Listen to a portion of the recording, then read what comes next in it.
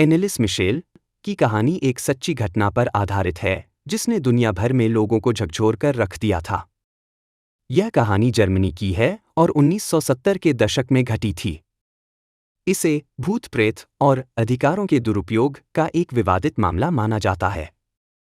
आइए इस पूरी कहानी को विस्तार से समझते हैं। एनेलिस मिशेल का बचपन। एनेलिस मिशेल का जन्म 21 सितंबर 1952 को पश्चिम जर्मनी के लेबलिंग नामक छोटे से गांव में हुआ था। उनका परिवार कैथोलिक धर्म को गहराई से मानता था और वे धार्मिक रूप से बेहद प्रतिबद्ध थे। बचपन में एनेलिस एक सामान्य बच्ची थी, लेकिन 16 साल की उम्र में उनकी हालत खराब होनी शुरू हो गई।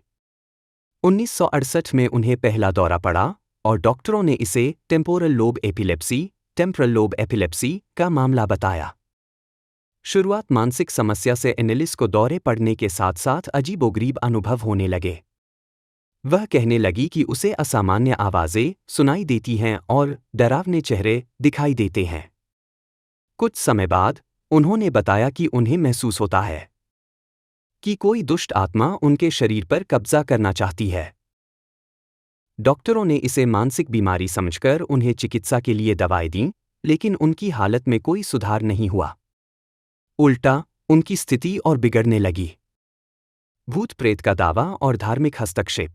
एनेलिस और उनके परिवार को लगने लगा कि उनकी समस्या चिकित्सा नहीं बल्कि आध्यात्मिक है। उन्होंने मान लिया कि एनेलिस पर शैतानी आत्माओं का कब्जा है। परिवार ने चर्च से संपर्क किया और एक एक्सॉर्सिज्म यानी भूत भगाने की धार्मिक प्रक्रिया के लिए अनुरोध किया। एक्सॉर्सिज्म की प्रक्रिया। 1975 में चर्च ने 2 पादरियों अर्नस्ट ऑल्ट और आर्नोल्ड रेंज को एक्सॉर्सिज्म की प्रक्रिया शुरू करने की अनुमति दी।